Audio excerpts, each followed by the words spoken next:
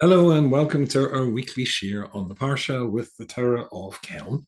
We're not doing Rus this week, and I should explain that apologies for those who follow my share every week. Last week there was no share posted for the very simple reason I was getting ready and preparing for travel, spending 4 days in Italy, where I would be saying shirim there, Nafayomi and Halacha Shirim, and speaking at a fundraising dinner for a wonderful organization called Hannah, which helps couples who are struggling with fertility issues. So I'm afraid I was completely absorbed in that particular project. So I do apologize. I should still somehow manage to get this working as well. However, I'm here this week, and I hope that we'll get as uninterrupted service for the foreseeable future. We start with the dedications for people who are not well. And so Chaim Mordchadov ben Esther, for Rafal Chai ben Sora, for Avram Baruch ben Sora, Rechaim ben Chana Yehudis, Ita Rivka bas Sima Esther, Reska Yehuda ben Yenta, and I think that's the ones that we have to dedicate the share for Refuah Shlema this week. No dedications for Simcha, but please remember, if you'd like to dedicate it for a Simcha or a Yortzeit, any good Jewish reason, they just email me at yy@askrabbiyyy.com, yy@askrabbiyyy.com, and people ask how much should it be. Between $200 and $250 would make a wonderful dedication and discuss, but you can always get in touch and try and negotiate. And I'll probably get in because I'm not very good at that sort of stuff. And hopefully we'll be able to create discussing for all the people we want to have discussing. Fine. Now I'm going to try and do a little bit something different with this year, but it actually relates to what I want the share to be all about. So it's Parshas Bamidbar. Maybe I'll start in Parshas Bamidbar and then we'll go on. And it says right at the beginning of Parshas Bamidbar, of course, the book is called Numbers in English. We call it Bamidbar in the desert. Why is it called Numbers? Because the Jewish people are numbered here. So let's just read the first pasuk, which is all we're going to pay attention to.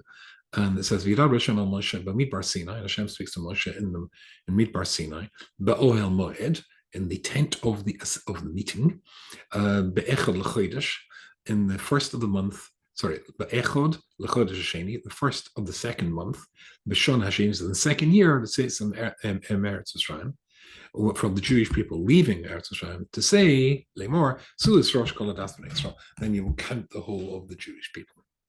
Now, Rashi here wants to know why it goes into such detail to tell us exactly where and when, in very, very close detail, this event took place.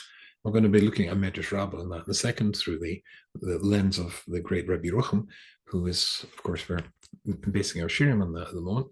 Beichel B'chodesh Hasheni B'shon Hashenis, first, the second month of the second year.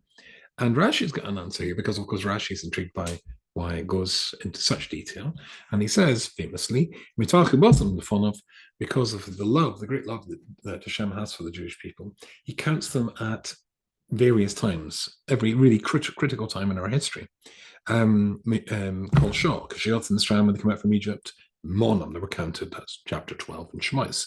Kshanofla Be'egel, when people fell and died at the Egel, he counted them again. And that's Shemais Lam base. And so in Modem, he counted them to know Hanasrim, how many were left. And now when he comes to the presence of God, is now going to dwell and live with them, stay with them, he counts them too. And so if you notice me stumbling there, I have to tell you my right eye obviously has just told me that it needs a new prescription, and I'm having difficulty seeing small print, which is very difficult reading small print when I'm speaking is what I do for a living. But anyway, so that's what Rashi says. Whenever it's a critical moment, they're counted to show, for them to know that he loves them. And we'll talk more about that in a second, but that's really what we're going to be focusing on today. But to take this idea of critical times then gets a particular wink, as it were, an expression of love. And the usual mashal they give is like a collector, maybe a numerist, who takes out his coins. I just have to have one lying here randomly on the desk and treasure and beautifully looks at this picture of the late Queen of Great Britain and Northern Ireland. I said England recently, and one of my Scottish friends gave it to me in the neck, as they say where I come from. There you are. And what is that? That is a, I can't remember. It's a 5 pence. So a person who's got a coin collection often takes out his collection and looks at each and every piece, whether it's a stamp collection, philatelist, or whatever. Then they do that. People collect Sforim, as you see in the shelves behind me. An ancient Sforim, they do the exact same thing. It's an expression of love that each one counts, that you're counted. Right, that's the usual explanation of Rashi at every moment of crisis or every moment of drama in Jewish history. It seems to be marked by Hashem reassuring us of the ongoing relationship by the fact that we're counted. It's a lovely idea. But I'd like to pursue that idea, and I'm going to do something I don't normally do this year. Well, I used to do it a long time ago, but I haven't done for a while, and that is I'm going to share the screen with you and show you a video and a couple of pictures as well. So, as I said, the reason I wasn't with you is because I was in Italy. And speaking of this wonderful fun organization, their annual banquet and rally, they have a car rally as a fundraiser. And it was about 4 hours north of Rome in Tuscany, in a castle, actually, technically a castle, very, very beautiful. And so I gave it a Yomi shir, quoting from that very shortly, a halacha shir on the question is there a halachic problem with the kashrus of single malt Scottish whiskey? It was made in sherry casks, and then, of course, speaking at the dinner.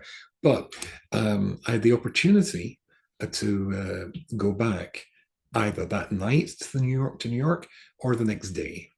And I don't like night flights, so I chose the next day, and I was therefore going to be staying in Rome overnight. So they very kindly offered me a very nice hotel, luxury hotel, outside the Jewish ghetto, which I obviously wanted to visit, Rome's Jewish ghetto, or I could stay in a nicer hotel, a nice hotel, but not a nice hotel, a less nice hotel, but in the ghetto, which of course is the one I chose. And I'm very, very glad that I did. That's my third Italian ghetto, incidentally. Spent a week in the Venice ghetto, and then the trip went to another one in a small town in Tuscany. But that's for another time. Anyway, so basically, it was one of the most amazing things I've ever done. I've never been in Rome before. I've never ever, and I just said this to my son who lives in Jerusalem, and he get very upset. I said, I've never been in a place in where the past and the present merge so seamlessly and so repeatedly that sometimes it sounds almost fanciful, but you don't actually, for a second, you can forget whether you're in ancient Rome or not, because, and that's how I'm going to share this and show you some pictures. Desktop, yes, share, press the share button, and you should be seeing this. So if I show you, this was, if it works. There you go. Good. I hope you can all see that. So this is me smugly smiling at Titus's arch. I'm closing the gate just then. Of course, Titus, who destroyed the Beis Hamikdash and sacked Rome and slaughtered tens of thousands. And of course, he's just a stone statue these days on this. And here we are, Claudius Schroll, alive and well. And right next door to that was, of course, the Colosseum, built with money from the Beis Hamikdash, from the stolen, and destroyed Beis Hamikdash. And instead of being the Beis Hamikdash, a place to bring life to the world, it then became the Circus Maximus and the Colosseum, where people watch people killing each other. Not very nice. So let's get rid of those two. And let's hope I can show you this video that I have prepared from before. Yeah, let's hope. Okay, so I was in the ghetto, and if I go back, right beside the ghetto was the Great Synagogue. So when the Lazio, which is the part of Rome, the canton, you would call it in Switzerland, the area, the borough in New York of Italy, which the popes controlled, then the Jews were forced to live in an extremely squalid and horrible ghetto, much worse than the Venice ghetto. When all that fell to bits and the oppression of the Jews and, being compelled and living in ghettos disappeared, and the Jews built for themselves the great synagogue of Rome. And it's an astonishing thing. Now, they could have chosen anywhere in Rome, and maybe as far away from where they were, the degradation that they were forced to suffer. Might have been their first choice, but they didn't. Instead, they chose to build it right at the ghetto, and you could not see more of a flip of a transference from the incredible poverty that they suffered to, well, as you'll see. This was built in 1904.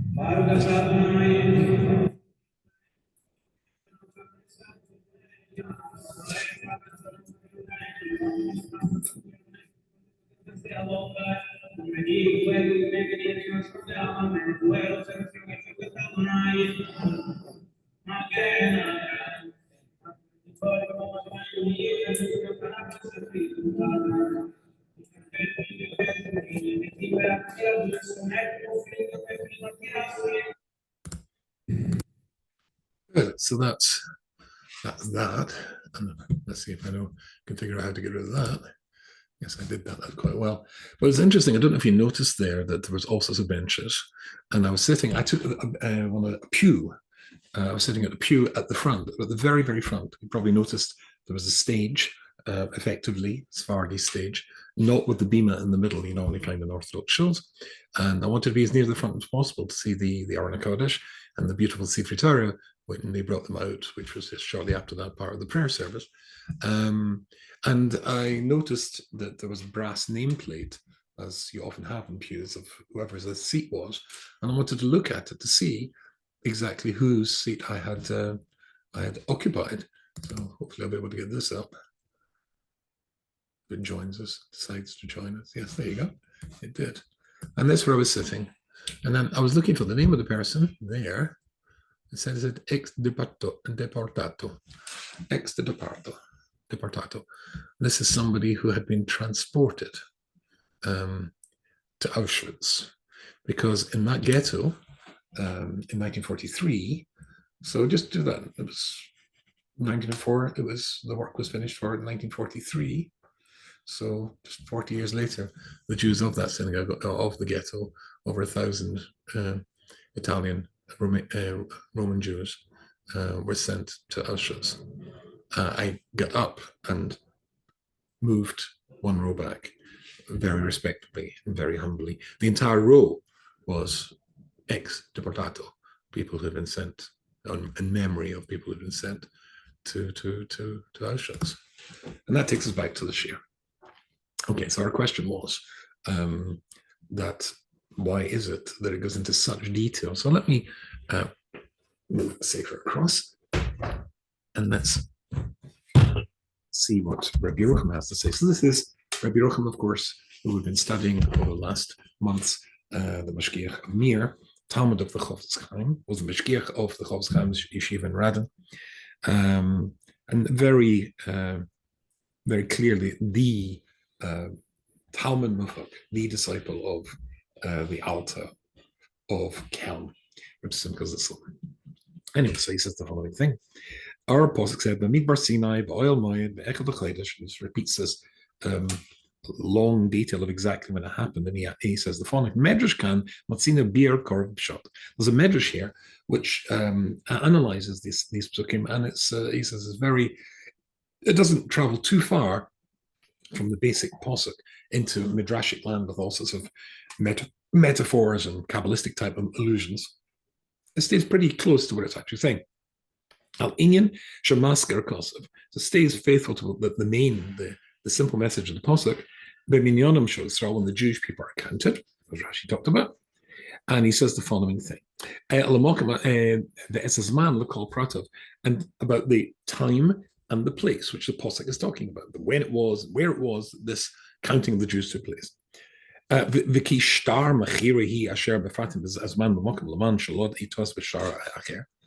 is this some sort of legal document that we're talking about here? There has to be exactly signed when it happened, where it happened, with witnesses and so on and so forth. Is it that? And so this is what the Medrash Rabbah says, and it's very, very intriguing. So the Medrash says the following thing: "It's a al mishpatecha time Rabbah. Your greatness, or your justice, or your kindness is like a very, very high mountain. Of course, a very, very high mountain you can see, but mishpatecha time Rabbah. But your mishpat, your judgment, is like a time, a pit, a pit. I think of a coal mine. You can't see how deep it goes, how profound it is. And the Medrash says an astonishing thing. When Hashem decided to destroy the Beis Hamikdash, we move back to Titus. Titus's arch that I showed you the picture of a second ago. When he decided to do that, it was going to be in Tisha B'Av. But when he told the prophet Yecheskel about the forthcoming event, he said it'll be in the 20th of the month. Of course, we'd have to go into too much detail why he said the 20th when it actually happened in Tisha B'Av. However, it didn't say which month. It just said on the 20th of the month. Which month? So here's where the Medrash goes with that. It says, it's high as a mountain when Hashem is being a tzaddik, his tzidkas, when he's behaving nicely to us. But you can't see when he's not. In other words, this is a rule the Rambam makes clear in Hilchos Nevi'os, and that is, in Yesodei Torah, that you can find that. And he says that if Hashem promises a Novi that something good is going to happen, it must happen. And it's a test, incidentally, of the authenticity of a Novi, whether or not he is, as it were, alert to that distinction. Because if a Novi says something good is going to happen and it doesn't happen, he's not a Novi, he's a fraud. Whereas if a Novi, a prophet, says something bad's going to happen and it doesn't happen, he's not a fraud. Hashem could have changed his mind, but Hashem doesn't change minds, of course. Yeah, but the Jewish people might have changed their mind, and consequently Hashem would have changed what the application of the punishment to people who are no longer guilty of actions that deserve that punishment. So therefore, that's what it's talking about here. So he says that's why it goes into such detail. When it tells you exactly when good things are going to happen, then it tells you exactly when they're going to happen. So it was the first of the month and the second of the month, etc., etc. Rather, the first of the second month in the second year, as the Pasuk says, going up from Egypt, because something good's going to happen. The presence of God is now going to dwell amongst the Jewish people. But other times, then they're not specified when bad things are going to happen. And it was very interesting as I go back to why I showed you that video, because in a place where time, past and present, seem to almost like a revolving door, go round and come back. And you honestly do have a feeling walking in Rome, from one place to the other, just present, ancient past, present, ancient past. But they do come round again. They change. And here Rabbi Yerucham is coming back to a theme which we pursued with him not too long ago, time. That time changes and time flips. And if you remember, that's what he said in Sefer Daskal Musar. And this is fundamental. This is literally game-changing stuff, in which he famously said, if you remember, there was a time for Adam HaRishon to go into Gan Eden and a time for him to be expelled. That's what the Medrash says. And of course, as we've explained, Rabbi Yerucham takes Midrashim very seriously. Of course, we should. It's part of our Masorah from Mount Sinai. It's part of what Moshe Rabbeinu got in Mount Sinai. And what he's saying is, time is everything. Every single thing that's going to happen in the world happens at various times. And times are like revolving doors. What comes around, goes around, comes around. From the oppression of the Jews in Rome, to the liberation of the Jews in Rome, to their success and able to build that beautiful synagogue, to the 1943, when the Nazis invaded the ghetto and killed Jews and sent them off to Auschwitz, to, again, other times. And it keeps changing. Said he, which is mind-boggling stuff. But when the Medrash says there's a time for Adam HaRishon to be thrown out of Gan Eden, no, surely it was the fact he ate from the Eitz. No, that on its own would not have been enough to get him thrown out. It had to be in combination with the right time. There was a whole essay about that, I'm sure, and I hope you remember that, but it's absolutely fundamental stuff. Everything that's going to happen in the world is pre-programmed into time. Therefore, our role is to simply make ourselves worthy of, well, think of a German or Austrian train system, or even Italian train system, where everything runs to time. And I should give a shout out to the Long Island train service, which is very, very accurate too. Then as long as you're standing on the platform at the station, you'll be able to get on the train or get off the train if you stand up at the right time. If not, you miss that opportunity. There are things that come along at certain times. It's a thing which we pursued not too long ago. The Alshich says there's something. Sorry, the Alshich, the Yerucham in Daskal Musa says that's what's going on here. To let us know how much he loves us, said Rashi, then he counts us at every time. There's a moment where it can be, you can see Hashem clear. This is a moment for greatness. As Shavuos is coming up, that would be a clear example. Chaparine, that's a moment for you to get yourself ready to get on that train. And other times which are negative, which may be negative, prepare for them as well. So time keeps moving, but we keep moving too, and we're supposed to move to reflect the time. So that takes me to what I was teaching in Italy when I was there, when the people learned Daf Yomi, not me, I should say, although I've tried 3 times, but keep getting thrown off course. Anyway, so in the end of the Gemara of Saita, it says so many, it talks about changing times and changing reactions to changing times.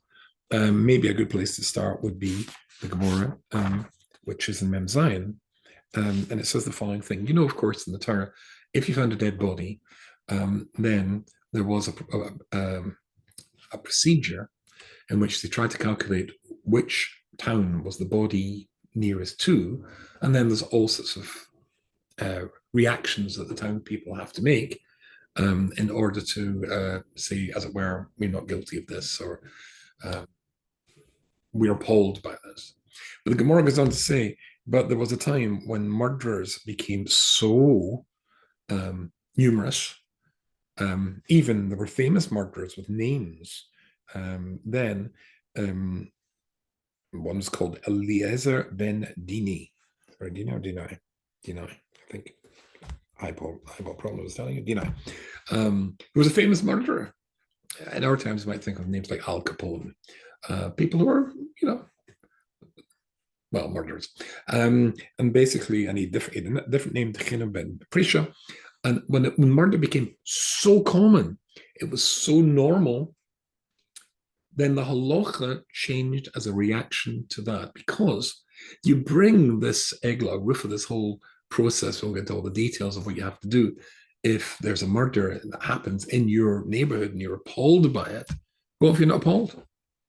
What if you're not appalled? Well, this is so common.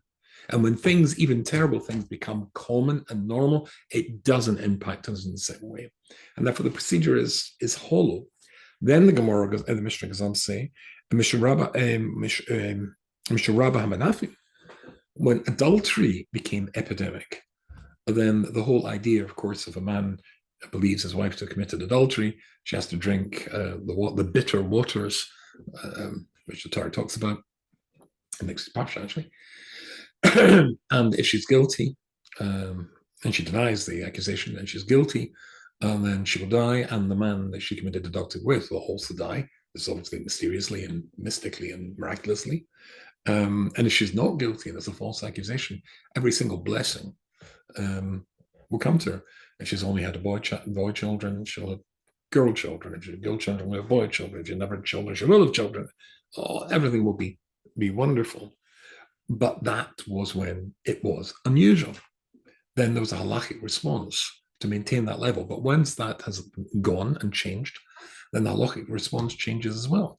And they no longer did this process of the accusation and then making this woman drink this water where Shem's name has been written on a parchment and put the ink newly wet ink is put in the water. It merges, and that's when the person drinks it will die. It's all the miracle stuff. It's all miraculous. So, but if, as the Gemara goes on to say, why did they press the pause button? And incidentally, press the pause button. The rabbis do never ever consider changing anything the Torah says. The application of it, that relates to the time in which a person is there. So, because if the husbands themselves are busy committing adultery with somebody else, or the fathers-in-law are busy committing adultery, then the whole thing is ridiculous. So halacha has to match itself to the times that a person is in.